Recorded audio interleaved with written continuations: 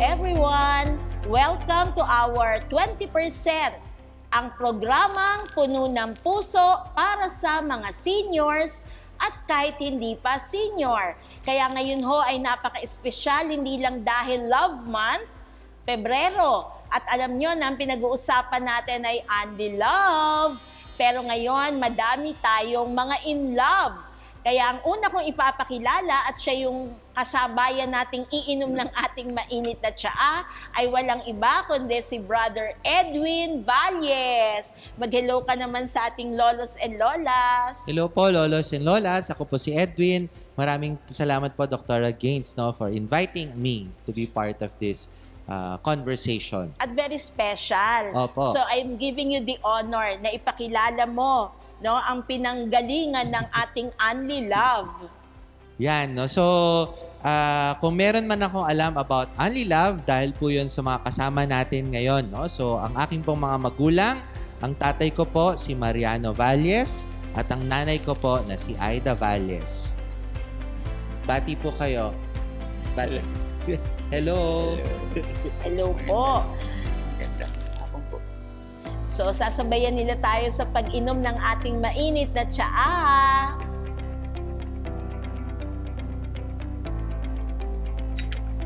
Let us praise the Lord. And give Him thanks. So, nakakatuwa, Ang liit ng tsaa natin.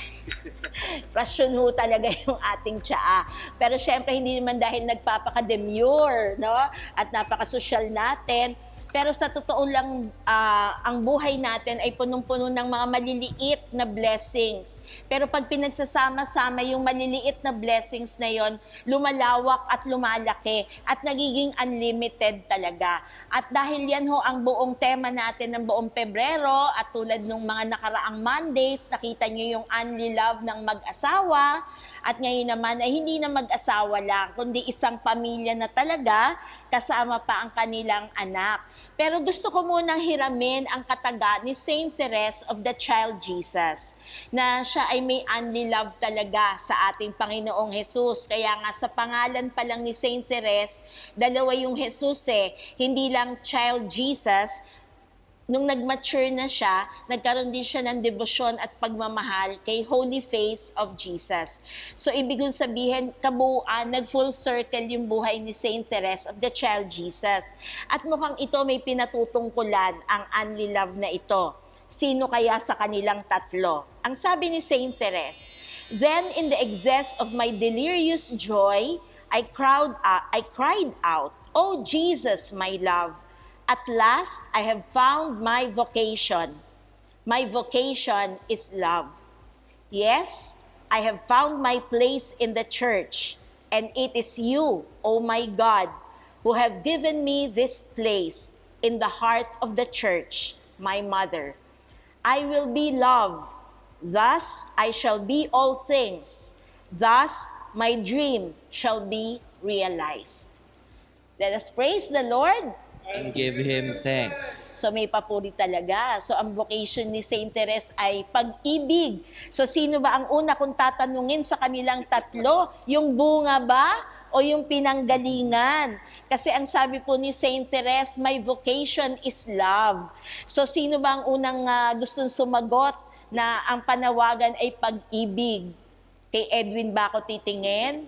Sige, ako na lang po muna. So, yung sa Only Love, pinag-usapan natin yung vocation is love, So, ako po, membro po ako ng Courage Philippines, yung Catholic Apostolate for Persons with Same-Sex Attraction and Gender Identity Concerns, or yung tinatawag na LGBT, So, alam naman natin na ang kanilang kampanya ay Love is Love, So, yan, So, sa tingin ko, based on my experience, with same-sex attraction, tinawag ako ng Panginoon in this particular ministry, So, upang magbigay ng totoong pagmamahal, or yung only love talaga na nanggagaling lamang sa Diyos, So, na tumanggap at magbigay, So, mag-share sa iba, So, naniniwala ako na yung Courage Apostolate is also a vocation of love, So, kasi marami sa mga LGBTQI plus persons they have deep affective needs, So, yun po. So, affective needs, no? Sila ba'y affected nung itong involvement mo? So far hindi naman, no? So, nung nag-join ako ng Courage 2014, no? So, yung anniversary ko sa Courage, eksakto sa buwan ng February 14, Wow. 2014, no? So, nung nag-join po ako ng Courage, siguro mga 2 weeks after that, nabanggit ko sa kanila na nagmembro na ako ng isang ministry sa simbahan, yun na nga yung Courage, no? So, I think sa kanilang pananaw, I like to think na yung parents ko are very open-minded, no, and also very understanding. Kaya hindi naman po naging source of conflict yung usapan na yun sa pamilya namin. So, Napakaganda nung pananaw, no? At nandun yung kanilang suporta. Opo. So, alam ko, gustong-gusto nang malaman agad nila, agad-agad, yung pinagmula ng pagmamahalan na ni Mami Aida at ni Daddy Mariano.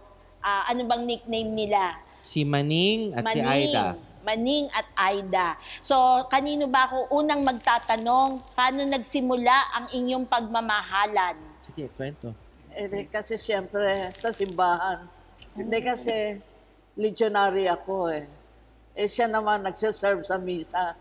So, very, very likely talaga na mag-meet, no? So, yun. So, nagkaroon ng acquaintance, nagkakilalang mabuti, tapos yun na-develop na.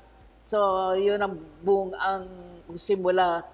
Tapos ang bunga naman yung anak. Oo nga. So bago yung bunga, dun muna ako sa source, di ba, ng Only Love na yan. Legionary. So ibig sabihin, dalagita pa lang kayo nun? Batang-bata pa kayo? Hindi naman really bata in the sense na 18. Nasa numbers 18. Pero sa experience, talagang batang-bata.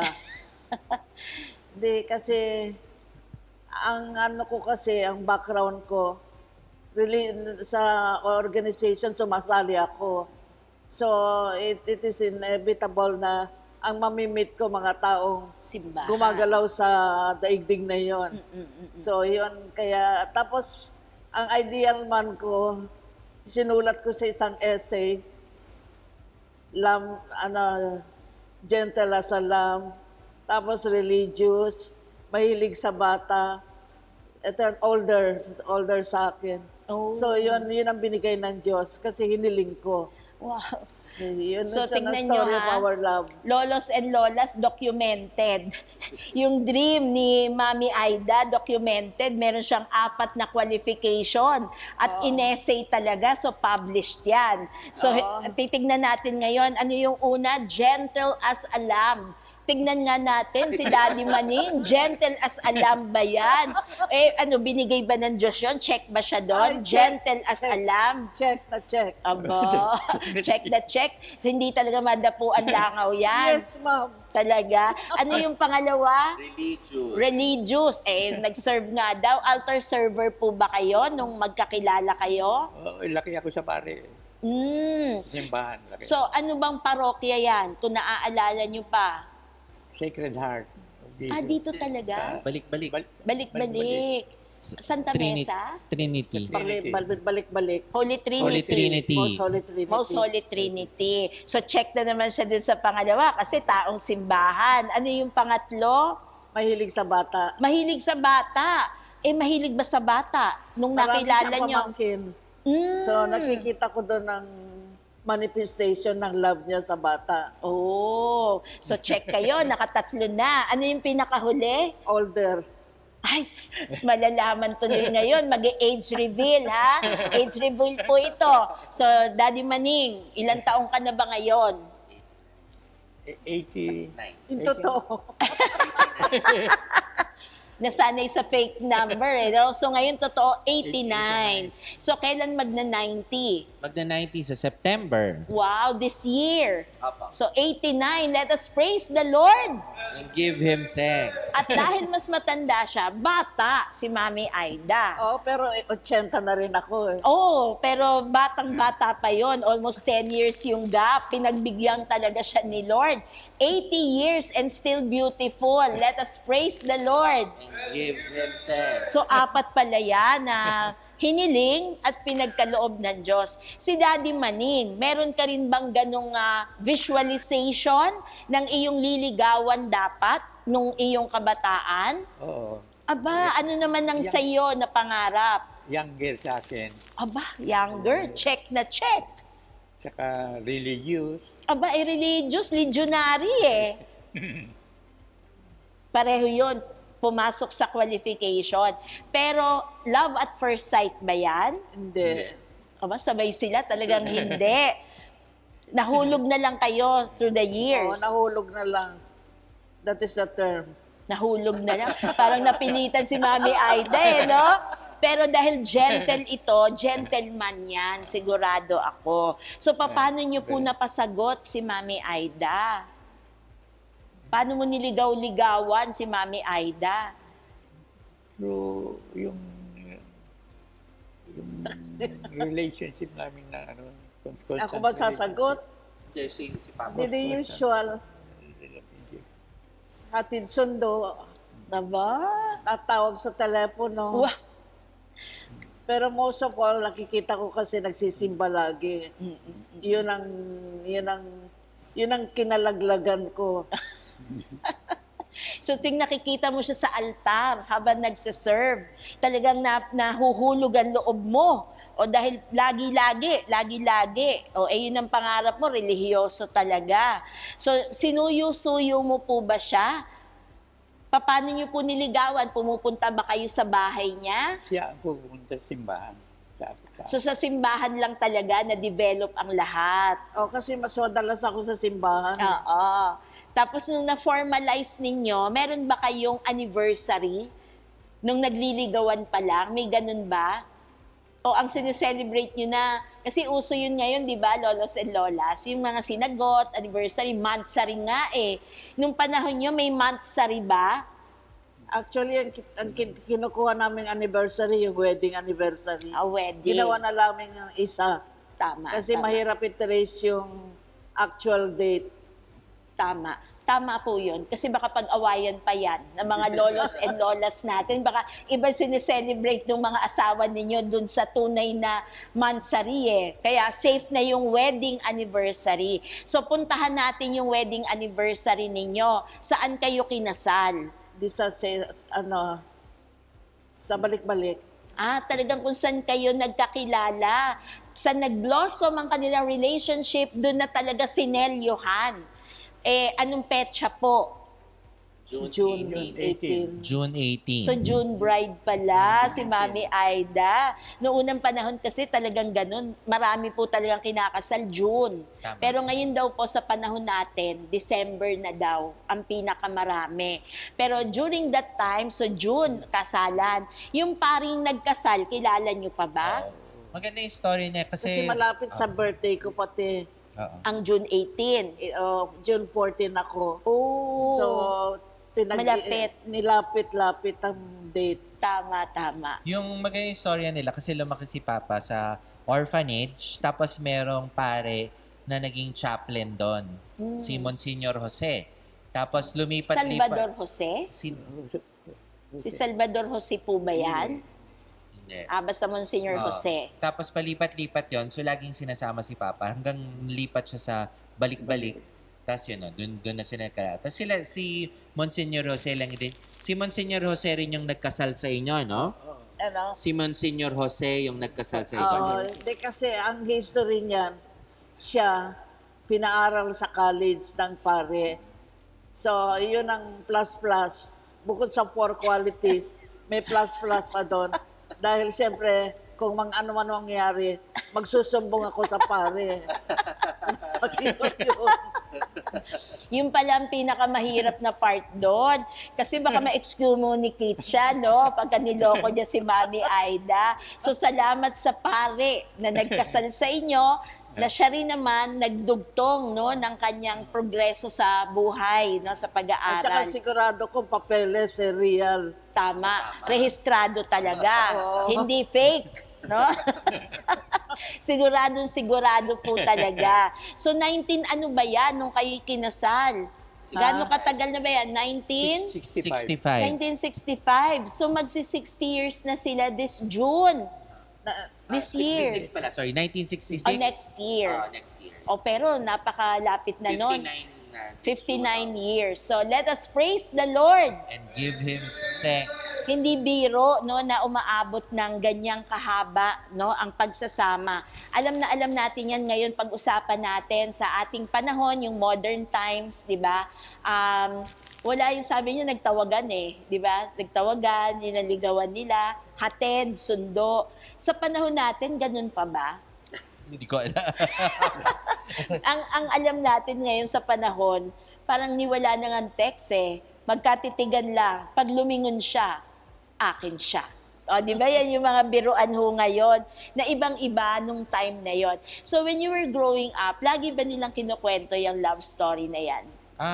Yeah, siguro hindi naman madalas pero kapag family conversation over dinner or lunch, no, nababanggit. So more or less alam ko yung storya. Pero siguro dadagdagan ko lang na yung sinabi kasi ni Mama na list niya is yung third, no, na mahilig sa bata, no. So yun, si Papa ko parang was siguro parang for a father, may doting siya na type na father, no. So siya yung tipong tatay na magkakwento ng bedtime story sa amin para makatulog, complete with sound effects, no. So yan po. So yung wish list ni Mama na tupad naman. So nung nagkaanak na sila, tama nga naman na mahilig si Papa sa mga bata. No? So maganda po siyang katuwang sa pagpapalaki ng inyong mga anak kasi mahilig sa bata. So ano ba, siya taga-change ng diaper? Oo. Kaya niya yon? Hindi kasi siyempre nag-work naman kami pareho. So, division of labor lang. Hindi kasi naman pwedeng babae na lang ang babangon Tama. So magkasunod ba kayo agad ng kapatid Hindi. mo? Dumaan sila ng ganyan, talaga na usual. Wala pa ng mga disposable noon. Correct. Tama. Yung lampin talaga. Totoo na So yung- nalalaban mo pa, di Nalalaban ba? pa yun. Kung yung kinasal sila 1966, yung brother ko 1968, tapos ako 1973. So 5 years yung diferensya namin. malaki Medyo yung gap. malayo. So medyo no, ini-imagine ko pag nag-aalaga kayo, hindi kayo aligaga. Kasi 5 years bago nasundan, di ba? Oo, kasi magandang may gap. So pinlano nyo talaga yon? Iyon parang hindi sinasadya. Ganyan na lang talaga yun ang fate Pero magandang nangyari dahil kasi 5 years, magandang gap talaga. Tama. Maganda yung spacing na tinatawag, no? Kasi nakahinga, na-enjoy muna yung panganay, tapos medyo malaki na siya, ready na for another kapatid. Kasi tamang-tamang mag-college yung second, tapos na yung isa.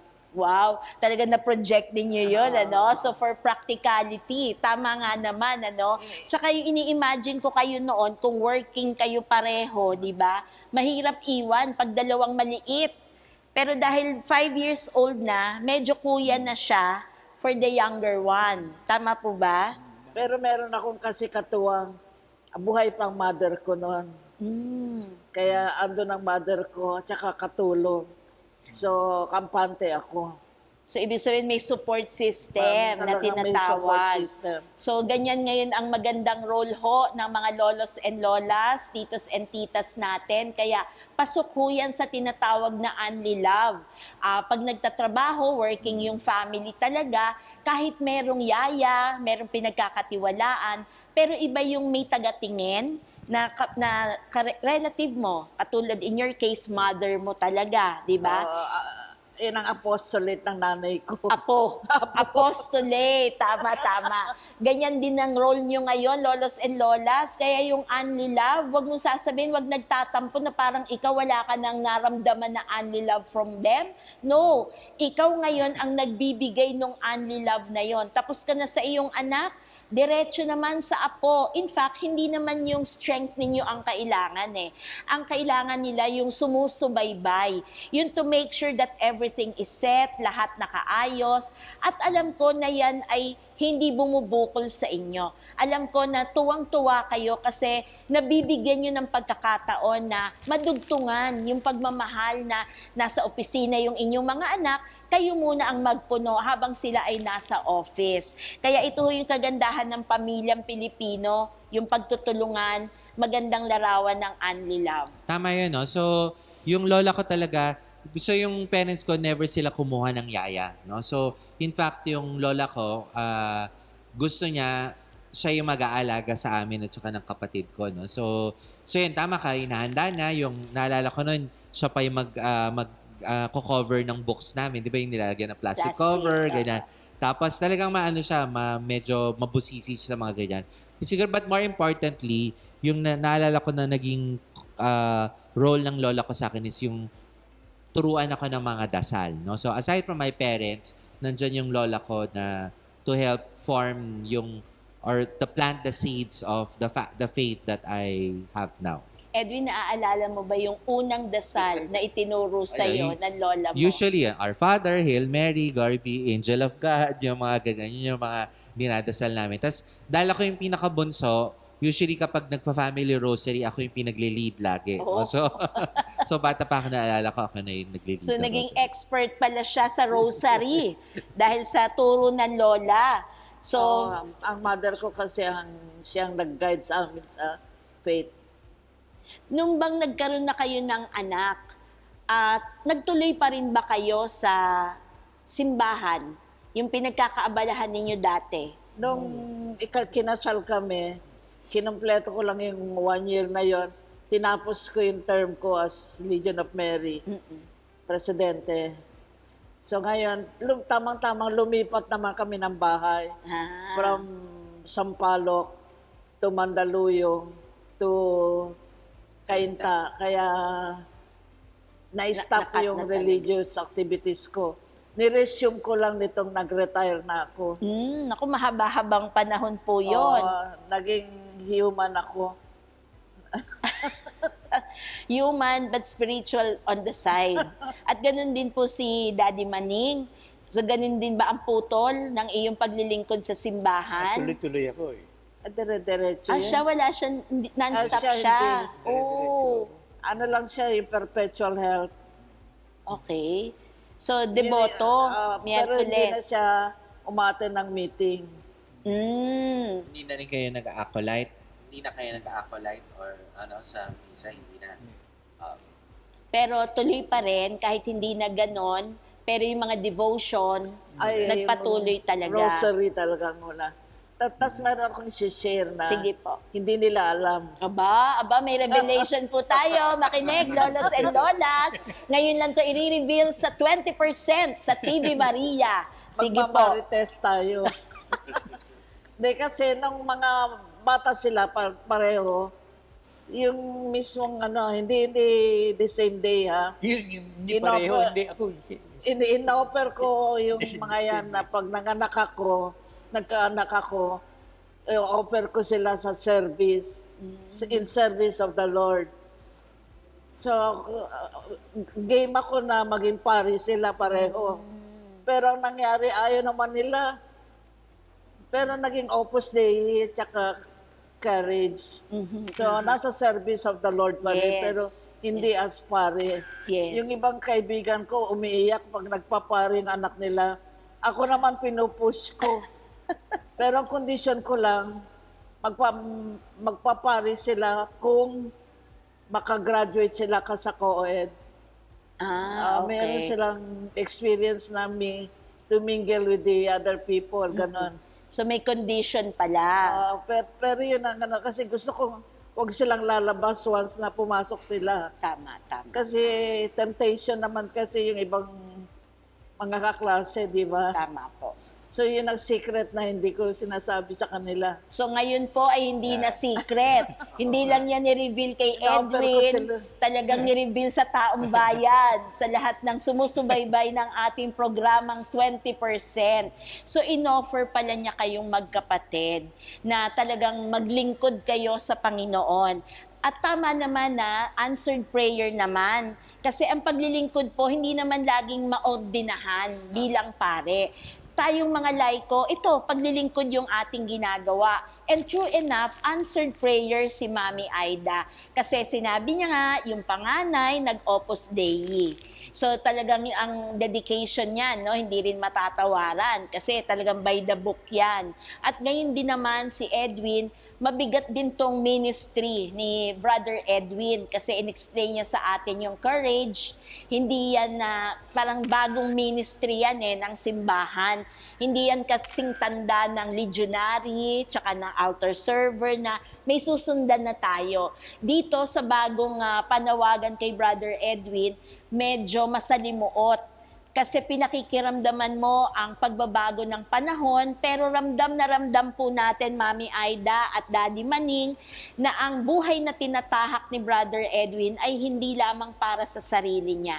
Il kanyang tinatahak ay para mag-akay ng mga tao, anumang gender yan, lahat patungo kay Jesus sa isang pamamaraan na hindi nang huhusga. So, yun yung pinakamahirap na part, Brother Edwin. At mukhang bitin ako sa oras. Baka marami pang revelation mamaya si Sister Aida at si Brother Maning, di ba? Baka may mga secrets pang ma-reveal. Kaya aanyayahan namin kayo uli na sa susunod na Monday, magmamarites uli po tayo for the Lord. Pero syempre, laging kasama ang katuwang na si Edwin Valles. So, hindi ho tayo magtatapos ng tayo-tayo lang. Lahat ho ng ating ginagawa ay only love at nirecognize natin, sabi ni Saint Teresa sa umpisa, my vocation is love. Ito yung bunga ng bokasyon na yon. At ngayon, aanyayahan ko si Brother Edwin to lead us in our closing prayer. We remember that we're in the holy presence of God. In the name of the Father, the Son, and the Holy Spirit. Amen. A prayer for resting in God's love. God of goodness, I come into your presence, so aware of my human frailty and yet overwhelmed by your love for me. I thank you that there is no human experience that I might walk through where your love cannot reach me. If I climb the highest mountain, you are there. And yet, if I find myself in the darkest valley of my life, you are also there. Teach me today to love you more. Help me to rest in that love that asks nothing more than the simple, trusting heart of a child. Amen. Amen. Father, the Son, Holy Spirit. Amen. Let us praise the Lord. And give Him thanks. At alam nyo, Andy talaga, dahil napakadami pa nila na pwedeng ibahagi sa atin para ma-in-love din tayo. So sa susunod na Lunes, makakasama uli natin sila, Mami Aida, Daddy Maning, at Brother Edwin Valles. So this is not goodbye. We'll see you again on Monday. Bye!